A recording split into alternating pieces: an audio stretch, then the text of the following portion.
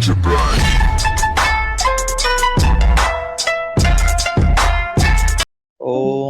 श्री सदाशिव समारंभां श्री शंकराचार्य मध्यमां अस्मदाचार्य पर्यन्तां वंदे गुरु परंपरां।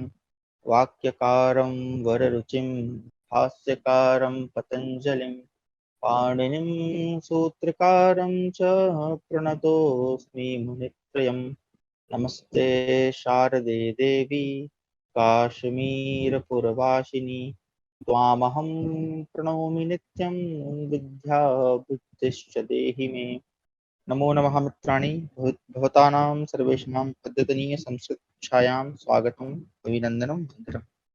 मित्रों, जैसा कि आपको विदित है, हम यहाँ पर संस्कृत विषय को, संस्कृत ग्रामर को पढ़ने के लिए उपस्थित हुए हैं।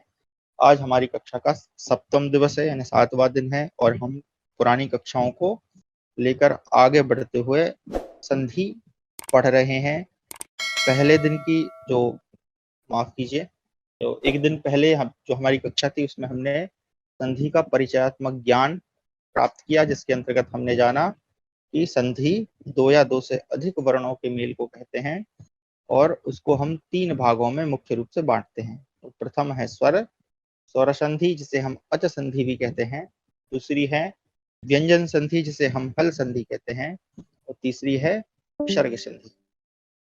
और स्वर संधि के अंतर्गत हमने 8 स्वर संधि के 8 प्रमुख भेद होते हैं, जिसमें से कल हमने दीर्घ संधि के विषय में पढ़ा, जिसमें हमने जाना कि ह्रस्व और दीर्घ स्वर जो हैं, यदि वो एक समान है, यानी अगर एक ही जाति के वो वर्ण हैं, यथा अगर आ है और उसके बाद में भी अगर आ है, उन दोनों को मिलाकर वह उसी जाति का दीर्घ वर्ण हो जाता है। यथा जैसे अगर आ के बाद आ होगा तो दोनों को मिलाने से दीर्घ आ हो जाएगा। उसी प्रकार ई और ई को मिलाएंगे तो दीर्घ ई हो जाएगा।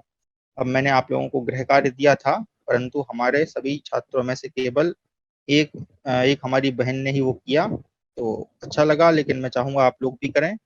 अब आपको मैं कुछ अभ्यास कार्य यहाँ पे देने लगा हूँ, तो आप लोग जो है उनको अभी, मुझे जिन जिन को समझ में आ गया था उसे करने का यहीं पे प्रयास करेंगे, ठीक है। कुछ उदाहरण मैंने लिए हैं, तो आप उन्हें करें और करके फिर आप मुझे बताएं। अब अगर लिख सकते हैं तो संस्कृत टेक्स्ट में जाके लिखें, और नहीं लिख सकते हैं तो बोल के बता दें। तो ये उदाहरण आपको यहाँ दिख रहे होंगे। थोड़ा सा इसको रोटेट कर देता हूँ और जूम कर देता हूँ। ये जो कल हमने संधि पढ़ी थी, दीर्घ संधि, उसी के सारे उदाहरण।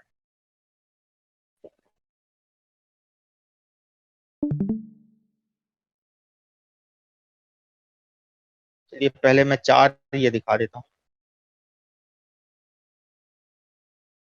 पहला है उत्तमांग, दूसरा है शिवालय,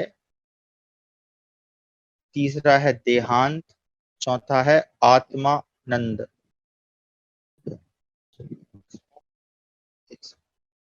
ऐसे ही रखते हैं ताकि आपको अच्छे से दिखाई दे।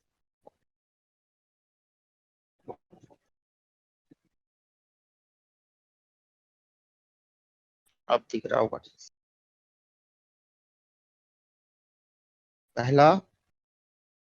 पहला उत्तमांग, फिर दूसरा है शिव प्लस आलय। इसमें आपको विच्छेद करना है, क्योंकि कल हमने विच्छेद करना और इस वाले में आपको संधि करना है, यानी जोड़ना है, दोनों सिखाया था। उत्तमांग, शिवालय, देहांत, आत्मानंद, गिरी प्लस इंद्र, रवींद्र, श्री प्लस ईश, भानुदय, वधु उत्सव, ऊषर, मातृ प्लस ऋणम। ये इतने उदाहरण आपके समक्ष हैं, आप इन्हें करें।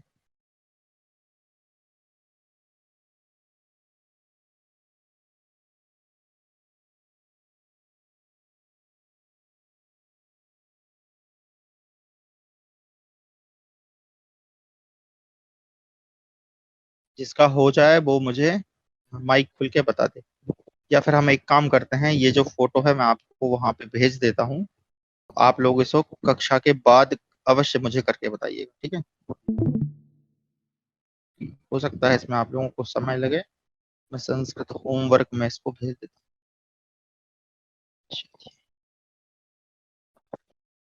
ये सारे उदाहरण हैं, तो आप लोग कक्षा के बाद करिएगा कि मैं नहीं चाहता समय हमारा नष्ट हो। तो ये मैंने भेज दिया है, अब आप लोग इसको करके बताएंगे, ठीक है। चलिए पुनः स्क्रीन शेयर कर देते हैं। तो हमारी जो अगली संधि है उसके विषय में पढ़ेंगे। स्क्रीन दिख रहा है, एक बार कोई कंफर्म कर दे मुझे। दिखाई दे रहा जी चलिए, तो हमारा तो ये रहा, ठीक। हाँ जी, तो हम लोग पढ़ रहे हैं, देखिए एक सेकंड होगा। हाँ, तो हम लोग पढ़ रहे हैं स्वर संधि। जैसा कि आप यहाँ देख पा रहे हैं, हमने स्वरों को 3 प्रमुख भागों में बांटा है, ह्रस्व, दीर्घ, संयुक्त। ठीक है, तो कल हमने जो है दीर्घ संधि पढ़ी, जिसके अंतर्गत हमने जाना यदि अवर्ण के बाद अवर्ण होगा तो दोनों को मिलाने से क्या हो जाएगा, दीर्घ आ हो जाएगा। ये हमने कल सीखा था। उसी प्रकार ई से हम अगर ई को मिला देंगे तो भी दीर्घ ई हो जाएगा। उसी प्रकार ऊ से ऊ मिलाएंगे और उसी प्रकार री से री को मिलाएंगे तो दीर्घ हो जाएगा। ये कल हमने दीर्घ संधि सीखी। अब ये जो चार्ट है इसको आप मन में बना के रखिए, क्योंकि कल हमने सीखने के लिए कहानी बनाई थी। कहानी क्या थी, पहले ये जो परिवार है, ये आ का एक परिवार है, ये ई का एक परिवार है ना। और ये आपस में क्या कर रहे हैं, झगड़ा कर रहे हैं, झगड़ रहे हैं। तो अब क्या हुआ, अब जो जो दूसरी संधि है इसको सीखने के लिए हमारी जो कहानी है हम उसको आगे बढ़ाते हैं। और अब क्या हुआ कि ये परिवार है आ और आ का, ये जो है लड़के फ्री हो गए, एक दूसरे को मार कूट के फ्री हो गए। लेकिन फिर भी इनका जो मन है ना भरा नहीं। इनने कहा कि ये जो इनका पड़ोसी है ई, जो कि इनको देख के लड़ना शुरू कर दिया था, यानी हमारे दीर्घ संधि के दूसरे नियम में इनने देखा कि भाई ये जो पड़ोसी हमको देख रहा है, अक्सर होता है, हमने देखा है हमारे गली मोहल्ले गांव में कि अगर हमारा पड़ोसी हमें देख रहा है लड़ते हुए, अगर हम ज्यादा गुस्से में है तो हम उसको भी मारने पीटने लगते हैं। तो अब आप समझिए कि ये जो आ है, इसने जो है इस ई के ई वाले परिवार पर हमला कर दिया है। ठीक है, जो हमारी अगली संधि है उसमें कुछ यही होने वाला है, फिर आपको उदाहरण से समझ में आए। तो ये जो आ परिवार है इसने ई पे हमला कर दिया। अच्छा, एक चीज और जो आपको मैं स्पष्ट कर दूं, ये जो आ है ये सभी स्वरों का कौन है, कैप्टन है। जैसे अगर हम कहें हमारे जो सूर्यादि नवग्रह हैं, सूर्य चंद्र मंगल बुध इत्यादि, उनका कप्तान कौन है, सूर्य है। टीम में कोई कप्तान होता है, क्लास में एक मॉनिटर होता है, तो ये आ भी क्या है, कप्तान है इन सब। तब इसको मुख्य स्वर माना जाता है। अभी उदाहरण में आपको मैं ठीक से फिर समझाऊंगा। चलिए, तो उदाहरण के माध्यम से समझते हैं। ये जो चार्ट है इसको आप मन में बिल्कुल बिठा के रख लें। चलिए, इसको मैं रोटेट कर लेता हूँ।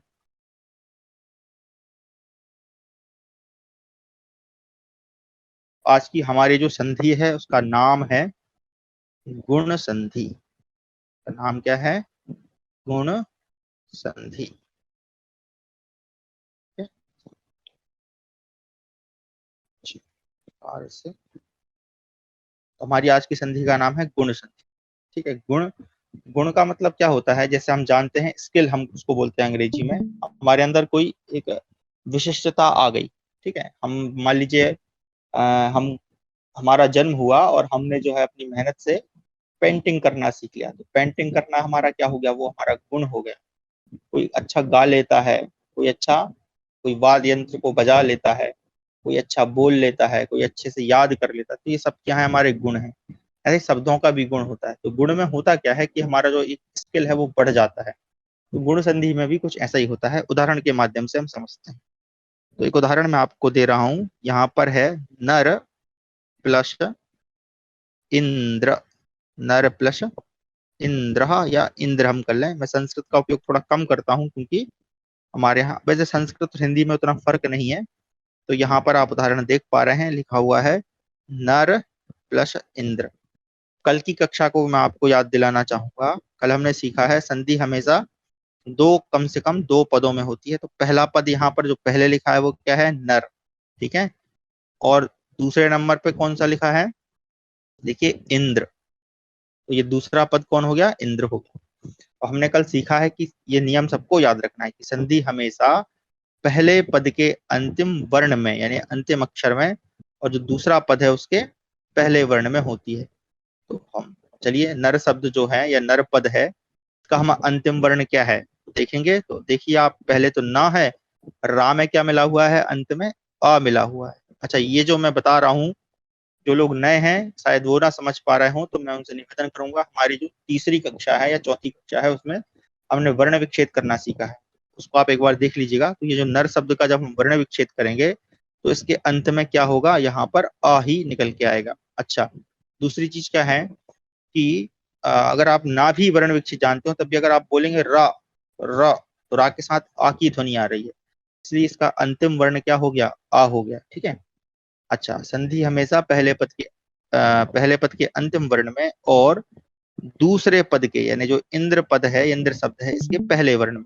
तो आपको यहाँ पे स्पष्ट दिख रहा है कि यहाँ पर जो इंद्र है इसका पहला वर्ण क्या है, ई है। पहला वर्ण क्या है, ह्रस्व ई।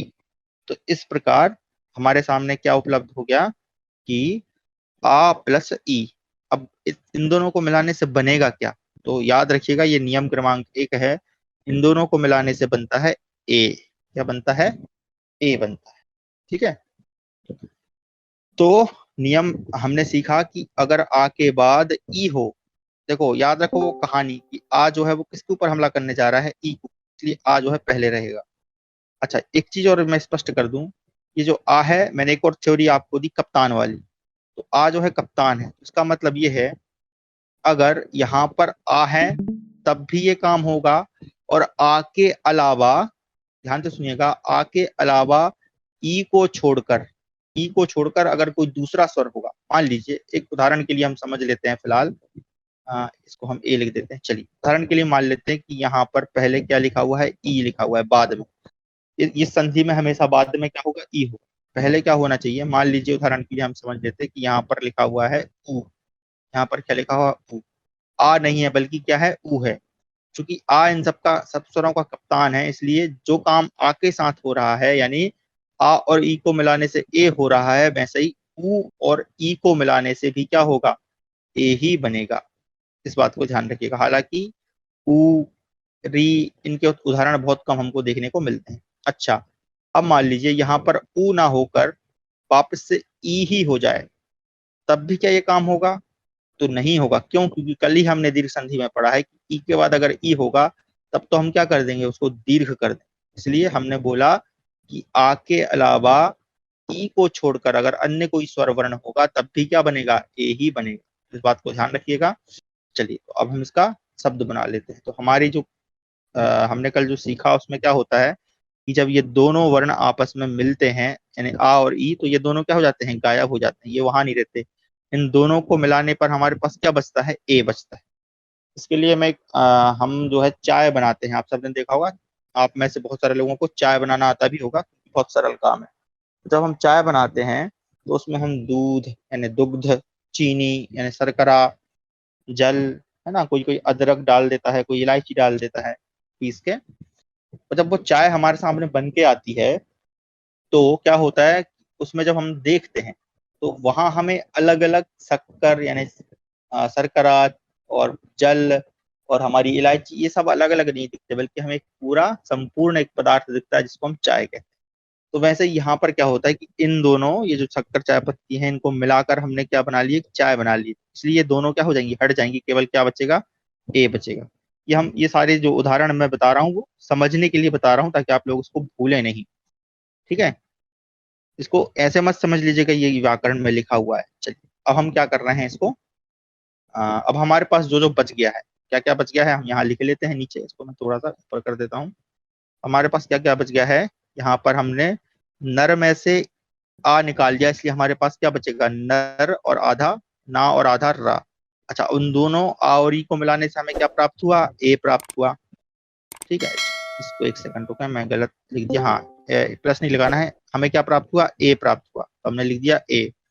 अब हमारे पास यहाँ पे क्या बचा था, इस तरफ देखें जरा, अरे रुको भाई, हाँ हमारे पास यहाँ पे क्या बचा था, देखिए, ये ई तो हमने ले लिया, हमारे पास बचा ना और द्र। ठीक है, तो हम क्या करेंगे, अब यहाँ पर जो है लिख देंगे ना और द्र, इस प्रकार से। चलिए, अब हम इसको जो है क्या करते हैं, इन तीनों चारों को जोड़ लेते हैं। ठीक है, चलिए, तो क्या हो गया, ना का ना। अब रा है, रा देखिए व्यंजन वर्ण है, और व्यंजन के बाद अगर कोई स्वर आता है तो वो स्वर उसमें मिल जाता है, तो क्या हो जाएगा, रा में ए मिला देंगे तो बन जाएगा रे, और आधा ना, और यहाँ पर हम लिख देंगे द्रा का द्रह, तो हमारा बन गया नरेंद्र। ठीक है, एक सेकंड, क्या बन गया हमारा? नरेंद्र। तो ये हमारा किसका उदाहरण था? गुण संधि का उदाहरण। एक और उदाहरण हम देख लेते हैं इसमें। चलिए इसको मैं साफ कर देता हूं।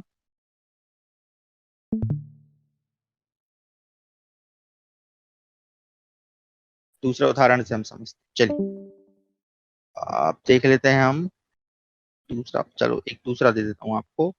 महा प्लस ईसहा, इसमें मैंने दोनों दीर्घ लिए। अच्छा यार, एक चीज और याद रखें, चाहे इधर ह्रस्व हो चाहे दीर्घ आ हो, और इधर चाहे ह्रस्व ई हो चाहे दीर्घ ई हो, दोनों एक ही बात है। तो इसको आप ध्यान रखे रहिएगा। चलिए एक सेकंड, थोड़ा सा इसको कम करना है ताकि स्पष्टता से। चलिए तो हमारे पास है महा प्लस ईश। तो आप जैसे देख पा रहे हैं कि यहाँ पहला पद क्या है? महा। महा का अंतिम वर्ण क्या है? आ में क्या मिला हुआ है? दीर्घ आकार। और जो हमारा दूसरा पद है ईश, इसका पहला वर्ण क्या है? ई है। ठीक है, तो हमारा नियम वही है, यदि अवर्ण के बाद, यानी जो आ है वो हमला करने गया है ई पे, तो आ पहले है। अगर अवर्ण हो पहले और बाद में क्या हो? ई वर्ण हो, तो दोनों को मिलाने से क्या बन जाता है? ए बन जाता है ना, ए हो जाता है। आपने हमने पहले जब वर्णमाला पढ़ रहे थे तब भी सीखा था कि जो ए आई ओ औ है, इनको हम संयुक्त स्वर कहते हैं। संयुक्त तो क्यों कहते हैं? क्योंकि ये दो स्वरों से मिलके बनता है। ठीक है, तो इस प्रकार ये क्या हो गया? आ और ई मिलाया तो हमने बन गया ए। चलिए अब ये जो आ और ई हमने मिला दिया, हमें क्या प्राप्त हो गया? ए प्राप्त हो गया। इसका मतलब ये है कि ये जो आ और ई है ये हट जाएंगे, हमारे पास केवल ए बचेगा। अब हम इनको क्या करते हैं? मिला देते हैं भैया। चलिए तो थोड़ा सा हम इसको नीचे कर लेते हैं, यहाँ हम इसको मिलाते हैं। तो हमारे पास वहां क्या क्या बच गया? माँ आधा हा। ठीक है, इस प्रकार से। एक सेकंड, ज्यादा ही बड़ा हो रहा है, इसको इतना कर देते हैं। चलिए तो हमारे पास बच गया माँ प्लस हा। सॉरी, प्लस नहीं लगाना है, हाँ, माँ और हा बच गया। पीछे में क्या आ जाएगा? हमें क्या प्राप्त हो गया? आ और ई को मिला के ए प्राप्त हो गया है। और अब यहाँ पर हमारे पास क्या बचा था? देखें एक बार ऊपर, ईशा। ठीक है, तो ईशा में से हमने ई ले लिया, तो यहाँ पर हमारे पास क्या बचा? केवल शा बचा। इस प्रकार से अब हम इन सबको क्या है? मिला देते हैं। तो क्या क्या होगा? माँ का माँ लिखा। अब ये जो ह वर्ण है यानी हकार है, इस हा के बाद क्या है? देखिए ए है, तो जो ए है वो किसमें मिल जाएगा? हा में मिल जाएगा। तो क्या हो जाएगा? माँ हा में अगर हम ए मिलाएंगे तो हो जाएगा ए। और यहाँ पर हमारे पास क्या बचा? सा। तो क्या हो गया हमारा? महेश। तो मैं आशा करता हूँ आप लोगों को ये समझ में आया होगा। अगर आप कहेंगे तो मैं और उदाहरण आपको दे दूंगा, अन्यथा हम आगे बढ़ते हैं। हाँ, अगर किसी को नहीं समझ में आया तो बोल दे, मैं एक और उदाहरण दे देता हूँ। चलिए, लगता है सबको समझ आ गया, बहुत अच्छी बात है। अब हम इसी के तो पहला, अब मैं यहाँ पे थोड़ा सा एक बार नियम लिख देता हूँ। हमने क्या सीखा कि यदि अवर्ण है या दीर्घ आ है, देखो आ मतलब दोनों, आ और आ क्योंकि एक ही परिवार है, के बाद अगर ई हो अथवा ई हो, दोनों दोनों में से कोई एक हो, तब क्या होगा? ए बन जाएगा। ठीक है, चलिए ये तो हमने सीख लिया। तो लिखें तो हम ऊपर कर देते हैं। चलिए अब आते हैं हम नीचे। हमारा जो दूसरा है उसमें क्या है? हम उदाहरण से समझते हैं। पहला है भाग्य। भाग्य, ये सब एक पहला पद है। दूसरा पद है उदयः। उदयः, दूसरा पद है उदयः। अच्छा, अब क्या हुआ? हम चलते हैं हमारी कहानी पे वापस। अब जो ए है यानी कप्तान है, उसने ई के परिवार को कूट दिया, यानी उसको मार दिया झगड़े में। अब ई को हराने के बाद वो ऊ वाले के पास पहुंच गया, क्योंकि देखिए क्रम क्या है? पहले आ है, फिर ई है, ई के बाद क्या है? ऊ है। तो वो ऊ के पास पहुंच गया, अब ऊ को पीट रहा है। तो यहाँ पर जैसे आप देखें, पहला जो पद है भाग्य, इसका अंतिम वर्ण क्या है? आ। अंतिम वर्ण क्या है? आ। ह्रस्व आ है। या में क्या मिला हुआ है? आ मिला हुआ है। ठीक है, और ये जो दूसरा पद है उदय, एक सेकंड ज्यादा हो गया, ये दूसरा पद है उदय, इसका प्रथम वर्ण की संधि हमेशा, ये नियम याद रख लें, पहले पद के अंतिम वर्ण में और दूसरे पद के पहले वर्ण। तो जो दूसरा पद है उदयः, इसका पहला वर्ण क्या है? ऊ है। तो हम यहाँ पर क्या क्या मिला रहे हैं? अरे ये क्या प्रॉब्लम है भाई? चलिए, तो हम क्या क्या हाँ, सही ग्रस्त है। हाँ, तो हम क्या मिला रहे हैं यहाँ पर? आ और ऊ को मिला रहे हैं। अब बात यह थी कि आ और ऊ को मिलाएंगे तो क्या बनेगा? तो याद रखिएगा, ये नया नियम हम सीख रहे हैं। तो अगर आ के बाद ऊ हो तो क्या हो जाएगा? अगर आ के बाद ऊ हो तो क्या हो जाता है?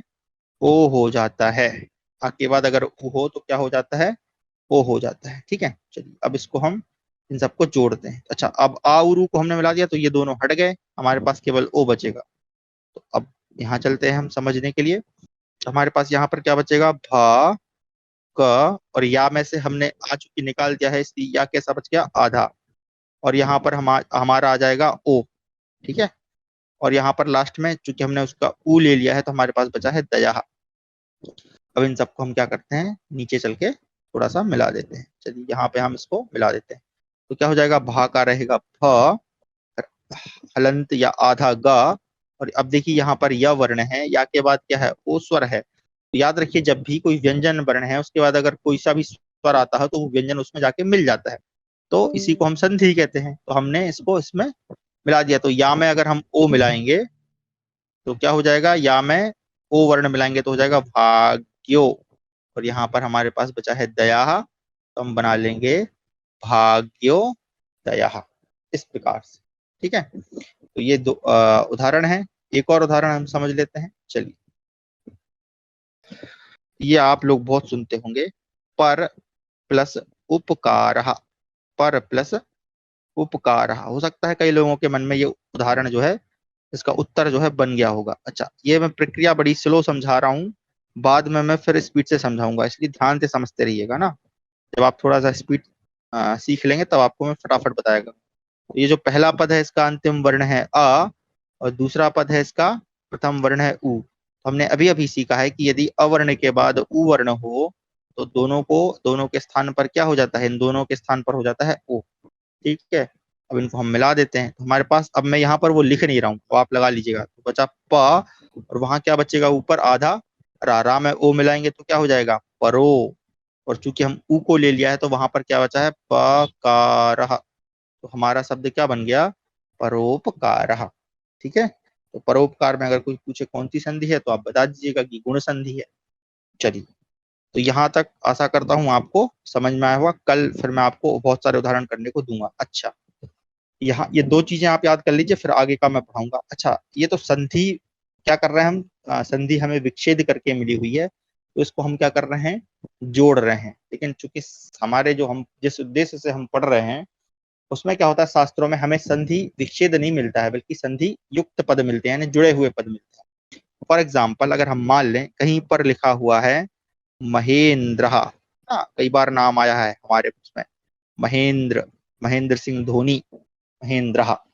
अब आपसे पूछें कि भाई बताओ इसका संधि विच्छेद क्या है, या इसमें कौन सी संधि है, तो संधि पहचानेंगे कैसे? तो देखिए, ये बड़ी सामान्य सी पहचान है, कल भी हमने सीखी थी दीर्घ संधि के विषय में, कि जहां जिस वर्ण में आपको दीर्घ आ, दीर्घ ई, दीर्घ उ और दीर्घ री, ये वर्ण चार वर्ण दिखे तो वहां आपको बोल देना है कि भैया कौन सी संधि है?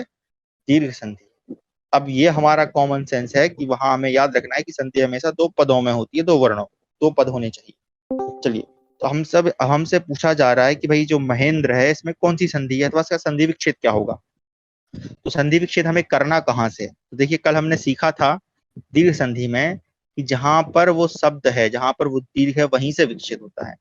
फॉर एग्जाम्पल, मान लीजिए मैं एक यहाँ पर एक दीवार बना रहा हूँ। ठीक है, ये मैंने दीवार बनाने की कोशिश कर रहा हूँ इस प्रकार से, ये ईंटें इत्यादि मैंने बिछा दी हैं। तो ये नहीं, मैं गलत बना रहा हूँ, क्षमा करें। चलिए, ये मेरा नीचे ग्राउंड है और मुझे इतनी ऊपर एक दीवार बनानी। ठीक है, अब मैंने पहले ये ईंटें इस तरह से एक बिछा दी हैं, आधे आधे में। ध्यान से समझिएगा, ये समझाने के लिए उदाहरण देता हूँ। तो यहाँ तक मेरी दीवार चली गई। अब चूंकि मुझे इसको क्या करना है? मजबूत करना है। मैं क्या करूंगा? यहाँ पर बीच में एक इसकी सीमेंट की पट्टी डाल दूंगा ताकि ये मजबूत हो जाए, और फिर बाकी दीवार जो है मैं वापस से ईंटें लगा के इसको पूरा कर दूँ। ये मेरी इस प्रकार से कुछ ऐसी दीवार। अब मुझे बाद में लगा कि यार ये तो ठीक से नहीं बनी, तो इसको तोड़ना है। अब मैं तोड़ूंगा कहाँ से? मुझे तोड़ने में आसानी कहाँ से होगी? जहां से वो जुड़ी हुई है। जब मैं यहाँ बार करूंगा तो ये दोनों तरफ से धराशायी हो जाएगी। तो इसी प्रकार जब संधि विच्छेद करेंगे तो हम पहले देखेंगे संधि हुई कहाँ है। अब इसमें देखो, जहां पर आपको दिख जाए ए दिख जाए, क्योंकि हमने अभी ए पढ़ा है और ओ पढ़ा है, जिन वर्णों में या जिन पद में आपको ए और ओ मिलता है, ठीक है, संधि धातु पदों में मत देखिए, केवल संज्ञा पदों में, है ना। संज्ञा मतलब किसी के नाम इत्यादि में, संज्ञा आप लोग जानते हैं, महेंद्र किसी का नाम है, ये व्यक्तिवाचक संज्ञा। तो किसी संज्ञा पद में अगर आपको ए और ओ मिलते हैं, हालांकि धातुओं के साथ भी संधि होती है, वो हम जब धातु पढ़ेंगे तब सीखेंगे। तो यहाँ पर जो ए है वो किस किस वाले वर्ण में है? ह वर्ण में है। देखिए लिखा है ना हे, तो मतलब ये है, ये जो संधि है वो कहाँ हुई है? यहाँ पर हुई है। अब संधि विच्छेद करेंगे कैसे? तो अब संधि विच्छेद करने का जो तरीका है मैंने कल बताया था। एक सेकंड, चलिए। तो संधि विच्छेद करने का तरीका क्या कि हमें यहीं से तोड़ना है। अच्छा, अब इसका जो दूसरा पद है वो तो हमें पक्का, हमने देखा कि इसमें गुण संधि है, यानी कि यहाँ पर ए हुआ है, तो निश्चित है कि यहाँ पर ई तो अवश्य रहा हो, क्योंकि अगर ई नहीं होगा तो गुण तो होगा नहीं, क्योंकि ई कहाँ आता है? बाद में आता है ना। अच्छा, जब यहाँ पर ई है तो यहाँ पर क्या होगा? आ होना चाहिए यहाँ पर, चाहे तो वो ह्रस्व हो चाहे दीर्घ हो, वो हम सीख लेंगे। तो ये नियम, ये सूत्र है जो आपको याद करना है, ठीक है। तो यहाँ पर ई होगा और यहाँ पर आ होगा। पहले हमने ई लिख दिया, और चूंकि यहाँ से संधि हुई है, यहाँ इस ए के बाद जितने भी वर्ण हैं, कौन कौन से वर्ण है देखिए यहाँ पर, ना और द्रह। तो इस प्रकार हमारा क्या शब्द बन गया? इंद्रहा। अच्छा, कल भी मैंने आपको बताया था कि जब भी आप लिखें तो पहले ह्रस्व वर्ण लिखें, और अगर आपको लग रहा है कि ह्रस्व वर्ण वाला जो शब्द है वो शुद्ध नहीं है तो उसको हम दीर्घ कर सकते हैं। अच्छा, जब यहाँ पर ई है तो यहाँ पर क्या होना चाहिए? आ होना चाहिए। और आ किस में लगेगा? जहां पर वो ए लगा हुआ है। तो जो ए वर्ण है वो किस में लगा हुआ है? देखिए ह में लगा हुआ है, इसलिए हम क्या करेंगे, जो अवर्ण है, सॉरी हा वर्ण है, उसमें हम क्या कर देंगे? ह्रस्व अ लगा देंगे, और आगे वाला जो वर्ण है यानी म, इसको यहाँ लिख देंगे। अब हमें शब्द मिल गया मह। तो मह शब्द तो ऐसा तो कुछ हमने देखा नहीं सुना नहीं, तो यहाँ पर हमारा क्या है, जो स्वाध्याय है वो काम करता है, हमारा अध्ययन। एक्चुअल में शब्द क्या होता है? महा, इसलिए हम इसमें क्या कर देंगे? दीर्घ लगा देंगे। इस प्रकार हमारा संधि विच्छेद क्या बन गया? महा प्लस इंद्र, यानी कि क्या हो जाएगा? महेंद्र। चलिए, अब एक और मैं आपको विच्छेद का उदाहरण देता हूं, है ना, इससे आप ज्यादा समझ पाएंगे। गंगा, और यहाँ पर दिया है गंगेती, गंगेती, ठीक है, ये हमारे पास उदाहरण है। अब इसको बोल रहे हैं कि भैया इसको विच्छेद करें, तो हमने देखा ए किस पे लगा हुआ है? गा में लगा हुआ है। तो मतलब अब ए है चूंकि, तो कौन सी संधि हो गई? गुण संधि हो गई। विच्छेद करना है तो कैसे करेंगे? नीचे चलते हैं, थोड़ा सा छोटा कर लेते हैं, फिर नीचे चलते हैं इस प्रकार से। तो गंगेती हमारे पास पद है, तो यहाँ पर ए में से हमें विच्छेद करना है, तो इसका मतलब है कि यहाँ पर तो पक्का ई हो गई होगा, क्योंकि अगर ई नहीं होगा तो वो काम, विच्छेद जो गुण है वो नहीं होगा, तो ई लिख दिया। और चूंकि गा जो ए है, इसमें ही तो देखो, ये जो आपको दिख रहा है ना ए की मात्रा, इसमें क्या क्या मिला हुआ है? इसमें अ मिला हुआ है और ई मिला हुआ है। तो ई तो हमने लिख दिया। अब इस ए के बाद जितने भी वर्ण हैं, जैसे यहाँ पर क्या है? ती है, तो हम इसको यहाँ लिख देंगे, तो बन जाएगा इति, ठीक है। अच्छा चलिए, अब अरे ज्यादा ही कट गया, चलो। अब आ गया हमारा इति। अब इस तरफ क्या होना चाहिए? आ। और वो आ किस में होगा? जहां जिसमें ए लगा है। तो यहाँ पे ए देखें किस वर्ण में लगा है? गा में लगा है, तो हम इस गा में लगा देंगे अवर्ण। पहले ह्रस्व लिखा करें, अगर ह्रस्व सही नहीं होता फिर हम दीर्घ करें। और आगे उसके क्या लिखा है? उसके इस वर्ण के पहले गंग। तो गंग एक शब्द हमने सुना नहीं, एक्चुअल शब्द क्या है? गंगा एक नदी है, तो हम दीर्घ लगा देंगे, तो बन जाएगा गंगा प्लस इति। तो ये हमारा क्या हो गया? विच्छेद हो गया। इस प्रकार से आप जो है क्या कर सकते हैं? संधि विच्छेद। एक और उदाहरण देख लेते हैं ताकि आपको ज्यादा स्पष्टता हो, क्योंकि विच्छेद करना थोड़ा सा मुश्किल होता है। ये तो आप सबने सुना होगा, गणेश प्रथम पूजनीय हमारे ईश भगवान है, देवता है, जो जिस जैसा मानता है। चलिए, तो गणेश जो शब्द है, इसका हमें संधि विच्छेद करना है। तो एक इसमें लगा हुआ है, प्रणाम है, तो पहले हम यहाँ पर लिख देते हैं ई, क्योंकि ई तो 100% होगा ए के ए में। और इस ए के बाद कौन सा वर्ण है? यहाँ पर शाह है, तो हम लिख देंगे शाह। अब शब्द हमारा क्या बन गया? ईशाह। ईशाह शब्द तो होता नहीं है, कल भी हमने कई सारे उदाहरण देखे। तो एक्चुअल शब्द क्या होता है? ईशाह।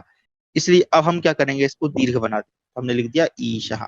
अच्छा, अब जो णा था इसमें आ होगा, तो हमने लिख दिया यहाँ पर णा, और इसके पहले वाला वर्ण गा। अच्छा, ये मैं उल्टी प्रक्रिया बता रहा हूँ, जब आप अभ्यास कर लेंगे तो आप यकीन मानिए, भरोसा करिए अपने आप पे कि आपको ये सब जो मैं लिख के बता रहा हूँ ये सब आपको करने की जरूरत नहीं पड़ेगी। आप केवल शब्द देखेंगे और तुरंत आपके दिमाग में आ जाएगा कि इसमें फलानी संधि है। तो हम हमें लेकिन उसके लिए क्या करना पड़ेगा, अभ्यास करना पड़ेगा। जितनी आप मेहनत करेंगे उतनी जल्दी आप इसको सीखेंगे। तो इस प्रकार हमारा विक्षेद क्या बन गया, गण प्लस ईशा गणेश। चलिए अब एक उदाहरण हम ओ वाला देख लेते हैं। तो इसको हम ये भी आपने सुना होगा, एक बड़ा महान ग्रंथ है हितोपदेश ना, हितोपदेश। इसका कैसे विकसित करें, तो जहां पर देखिए ओ लगा है, तो यहाँ पर ओ दिख रहा है सबको, यहीं से हम क्या करेंगे, छेद करेंगे। अच्छा, ओ कब होता है, जब बाद में ऊ होता है, तो हमने ऊ लिख दिया, और इस ओ के बाद जितने भी वर्ण हैं क्या क्या हैं, उपदेश, उपदेश। और चूंकि यहाँ पर ओ है, यहाँ पर ऊ हो गया, मतलब आगे क्या होगा, ज्यादातर आ होगा, तो यहाँ पर हम क्या लगा देंगे, आ लगा देंगे। तो क्या क्या था वो हमारा शब्द, मैं यहाँ लिख देता हूँ, हितोपदेश। ठीक है, हितोपदेश। तो इस प्रकार हमारा शब्द क्या आ जाएगा, हित, हित। तो हित प्लस उपदेश तो क्या हो गया, हितोपदेश। तो मैं आशा करता हूं आप लोग इन उदाहरणों के माध्यम से गुण संधि को विच्छेद करना और जोड़ना अवश्य जान गए हों। चलिए अब हम गुण संधि के कुछ अब आगे स्टेप पे बढ़ते हैं। यहाँ पर से कुछ विशिष्ट उदाहरण आपको देखने को मिलेंगे। तो यहाँ पर करना क्या है, देखिए अब क्या हुआ, अब हम वापस चलते हैं कहानी पे। जो आ भाई साहब हैं, ये हमारे कप्तान साहब, इन्होंने पहले ई को धोया, तो क्या बन गया, ए बन गया। अच्छा, ऊ को धोया तो क्या बन गया, ओ बन गया। अब आ ई उ, इनके बाद कौन सा वर्ण आता है, और री वर्ण आता है, राइट, री वर्ण है। तो अब इसको भी पीटने पहुंच गई है। तो अब हम समझेंगे कि आ के बाद अगर री होगा तब क्या होगा, तो हम समझ लेते हैं, इसको ध्यान से समझिएगा उदाहरण के माध्यम से। ठीक है, तो हम यहाँ पे एक उदाहरण लिख रहे हैं, राज प्लस ऋषि।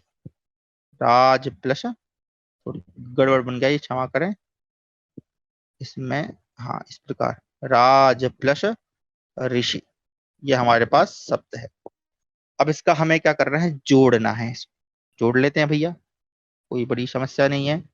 हमेशा वही नियम, पहले पद का अंतिम वर्ण अकार, दूसरे पद का पहला वर्ण। तो ये जो री है ये भी स्वर है। ठीक है, तो एक सेकंड इसको हम मिटाएं।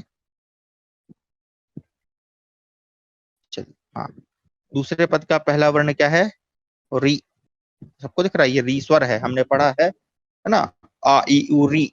तो ये री स्वर है। अब क्या होगा, अब ध्यान आपको ये रखना है कि जब आ के बाद अगर री हो तब क्या होगा, तो दोनों को मिलाने से बनेगा अर। क्या बनेगा, अर। ये ध्यान से समझिएगा, ये थोड़ा सा क्योंकि दिमाग घुमाने वाला है, इसलिए इसको मैं बाद में बता रहा हूँ। तो अर बनेगा, अगर अवर्ण के बाद क्या हो, री हो, तो इन दोनों को मिलाने से क्या बन जाएगा, अर बन जाएगा। ठीक है, हमने बना दिया। चलिए हम नीचे से चलते हैं थोड़ा सा, तो हम जूम कम करते हैं ताकि इसको थोड़ा सा यहाँ कर देते हैं। चलिए अब इन सबको जोड़ लेते हैं। तो देखिए अब हमारे पास यहाँ पे क्या क्या बचा है, हमारे पास बचा रा, नहीं, यहाँ से लिखता है, हमारे पास बचा रा ज।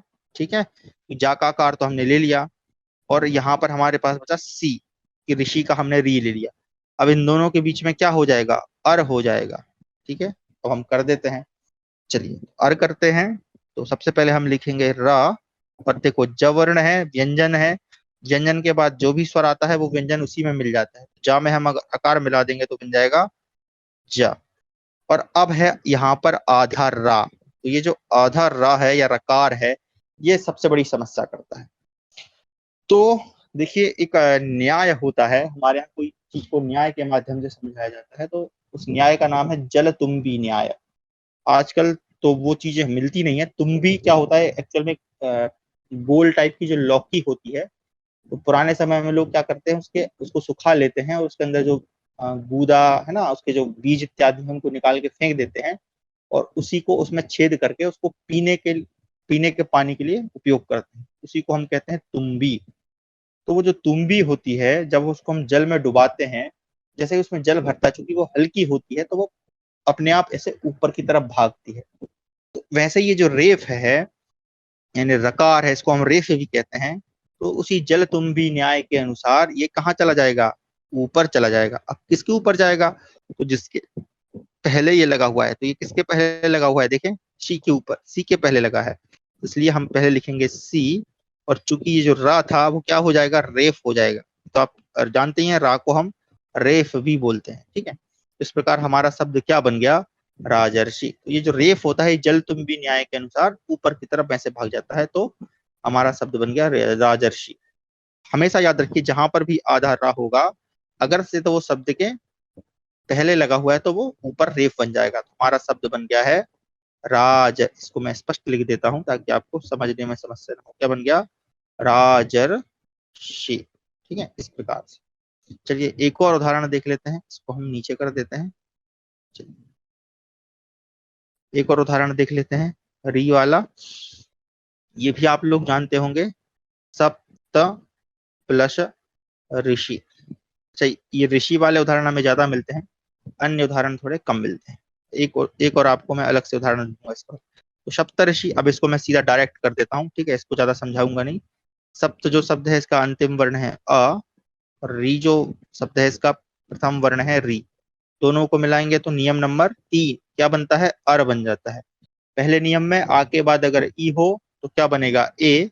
आ के बाद अगर ऊ हो तो क्या बनेगा, ओ। और अब आ के बाद अगर री होगा तो क्या बनेगा, अर बनेगा, ठीक है। चलिए इसको हम जोड़ लेते हैं, तो हमारे पास वहां क्या क्या बचा था, स प, एक सेकंड परी करके समझाऊंगा मैं। चल, तो यहाँ हमारे पास क्या क्या बचा है, देखिए स प त, ता। अब ता के बाद यहाँ पर क्या जाएगा, आ जाएगा, तो ये ता जो है किसमें मिल गया, आ में मिल गया, तो बन गया सप्त। और अब हमारे पास यहाँ पे चूंकि री हट गया तो बचा केवल सी, और ये जो रेफ है ये जल तुम्बी न्याय के माध्यम से ऊपर चला जाएगा। तो ये क्या रा जो है क्या बन जाएगा, रेफ बन जाएगा। तो शी के ऊपर आ जाएगी रेफ, तो हमारा शब्द बन जाएगा सप्तऋषि, ठीक है। चलिए अब एक उदाहरण मैं आपको रामायण से देने लगा हूँ। रामायण में ये शब्द आया हुआ है, ठीक है। अरे भाई मिट जाओ। चल, तो उदाहरण है वर्षा, वर्षा प्लस ऋतु, वर्षा प्लस ऋतु, हो गया वर्षा प्लस ऋतु, ठीक है। अब इसको कैसे विच्छेद करना है, क्या क्या शब्द बनेगा, तो बना लेते हैं। चलिए विच्छेद नहीं करना, सॉरी, जोड़ना कैसे है। तो जैसे आप देख पा रहे हैं यहाँ जो वर्षा शब्द है इसका अंतिम वर्ण क्या है, आ है। अच्छा, और जो ऋतु शब्द है उसका प्रथम वर्ण क्या है, री है। दोनों को मिलाएंगे तो देखिए चाहे ह्रस्व हो चाहे दीर्घ आ हो, है ना, यहाँ पर भी ह्रस्व हो चाहे दीर्घ री हो, दोनों ही स्थिति में क्या बनेगा, अर बनेगा। तो हमने इन दोनों के स्थान पर क्या बना दिया, अर बना दिया, ये दोनों हट गए। अब हमारे पास क्या बचा है, हमारे पास बचा है, अब मैं यहाँ लिख देता हूँ ताकि आपको समस्या ना हो, ठीक है। इधर थोड़ा सा चले, हमारे पास बचा है व, शा, आधा, और ऊपर जो रेफ है। कि देखो यहाँ पर कंफ्यूज हो जाते हैं लोग कि ये जो रेफ है ये कहीं चली तो नहीं गई, लेकिन ये कहीं नहीं जाती बल्कि उसी शब्द में रहती, ये रेफ अलग से है। अच्छा, अब अब देखें, अब ये जो आ था वो किसमें आके मिलेगा, इस सा में मिलेगा, तो ये सा कैसा हो जाएगा, ये सा हमारा हो जाएगा पूरा, ठीक है। तो मैं यहाँ एक बार आपको फिर से नीचे लिख के दिखाता हूँ, ठीक है। तो ये सा हमने क्या कर दिया है, व, सॉरी, वकार है, शा, और सा में हमने आ मिला दिया तो बन गया वर्ष।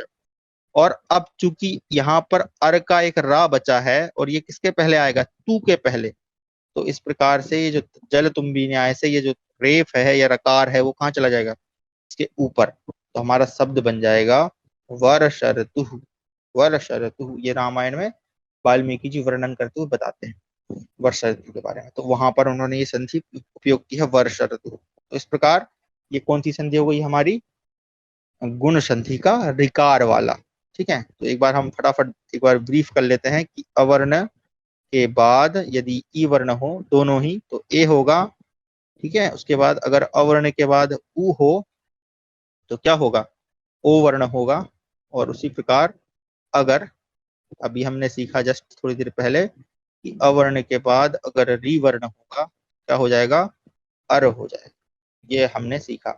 चलिए अब एक और इसका उदाहरण है, ये उदाहरण बहुत कम देखने को मिलता है। हमारे ब्रह्म राक्षस भाई पूछ रहे थे ये जो लृ है क्या ये भी स्वर है?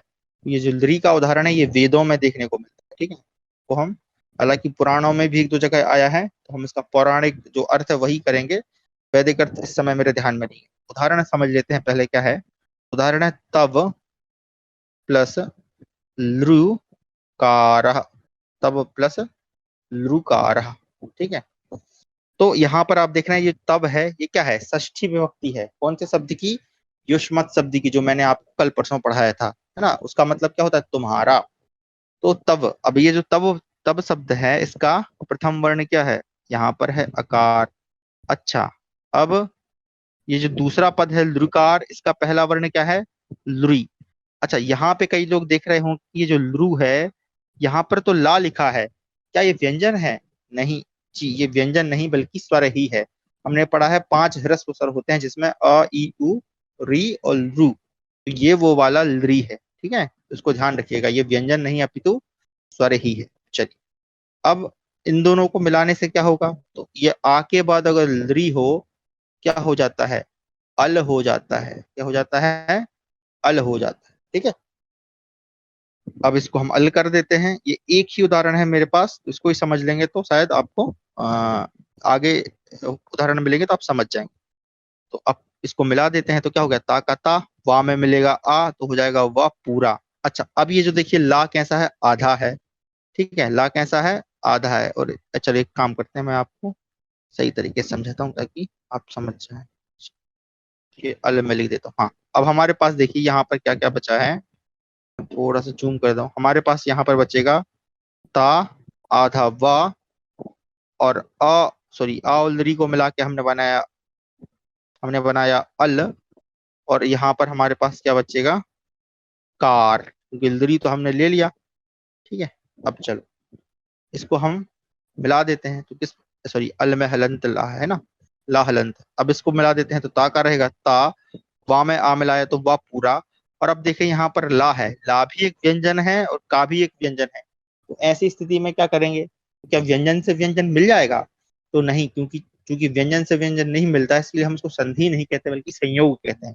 तो क्या होता है, जो आधा है वो कैसा रहेगा? आधा ही रहेगा। तो जो लकार है वो आधा है, तो इसलिए हम आधा ला लिख देंगे और आगे लिख देंगे कार का कार। तो हमारा जो शब्द है वो बन जाएगा तवलकारः। अब इसका अर्थ क्या होता है?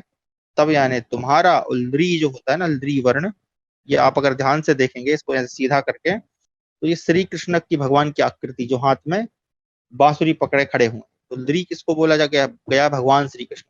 बोल रहे हैं कि हे श्री कृष्ण, तुम्हारा जो आकार है वो लृ के समान है, ऐसा ऐसा कहकर उनकी प्रार्थना की गई। तो ये हमारी गुण संधि थी, ठीक है। अच्छा, अब ये जो एक री वाला उदाहरण है, इसको कैसे पहचानेंगे? इसको एक बार मैं बता देता हूँ। जैसे कि कहीं पर लिखा हुआ है, ये कई बार आता है, ब्रह्मर्षि, ब्रह्मर्षि, ठीक है।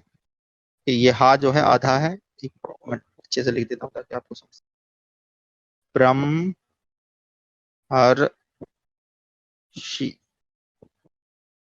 ब्रह्मर्षि, ठीक है।